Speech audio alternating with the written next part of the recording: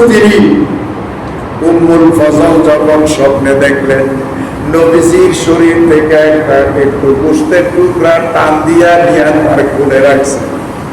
এই স্বপ্নের বিস্তারিতটা ব্যাখ্যাটা জানার জন্য নবীজির কাছে আইছে। নবীজি মুশকে আসি দিয়া কয়, সাসি আম্মা, হে সাসি আম্মা, উম্মুল ফজল, মা আপনি উত্তম স্বপ্ন দেখছেন।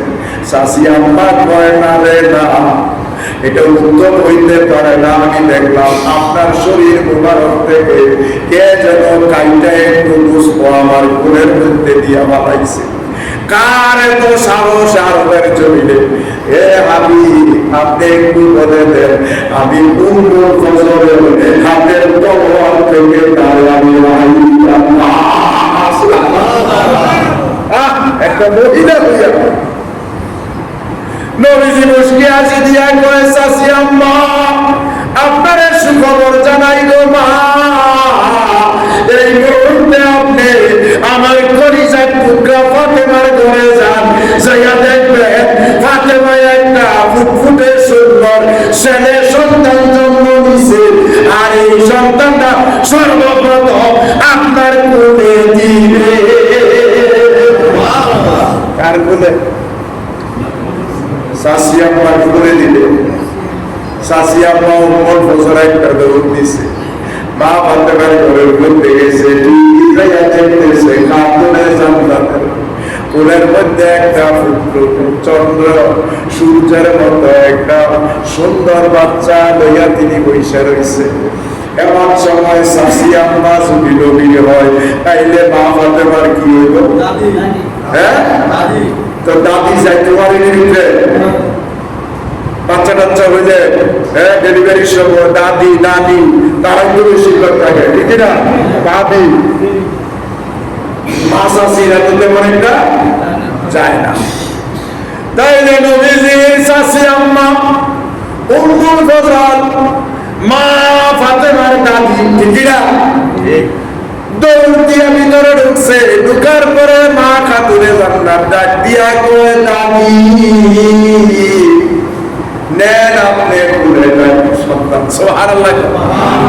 কোলে দিছে, দেওয়ার সাথে সাথে একটা দৌড় দিছে, ছেলেটার লইয়া দৌড় দিছে নবীজির কাছে আনছে, আইনা নবীজি কোলের মধ্যে দিছে। নবীজি কোলে লইয়া বাবারে ওই শিশু বাচ্চা একদিনের, কয়দিনের? একদিনের শিশু বাচ্চা কোলে নিয়া নবীজি ওই গালে, গলা, ঠোঁটে, কপালে, বুকে, পিঠে একাদশের চুম্বন আরম্ভ করছে।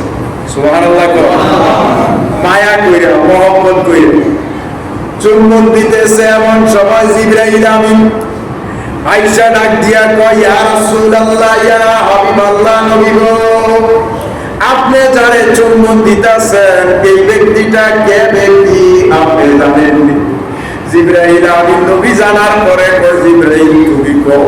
কয়, ইয়া রাসূলুল্লাহ, নবী গো, এই সন্তানটা আপনার, এমন একটা দিন আসবে আপনিও থাকবেন না, মাওলা আলীও থাকবে না, ফাতেমাও থাকবে না। নবী গো, আপনার উম্মতের মধ্যে একজন মুসলমান এই সন্তান দ্বারে কারবালার জমিনে গরুর মতো জবাই করে দিবে।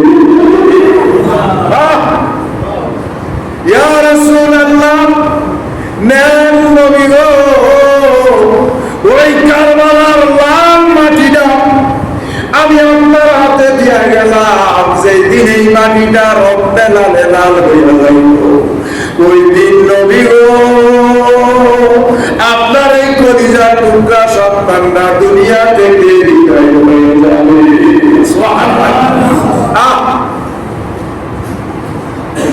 এই কথাটা শোনার পরে নবীজি আরো তারে চুম্বন দিতেছে, আরে তারে চুম্বন দিতেছে। বাবারে আবার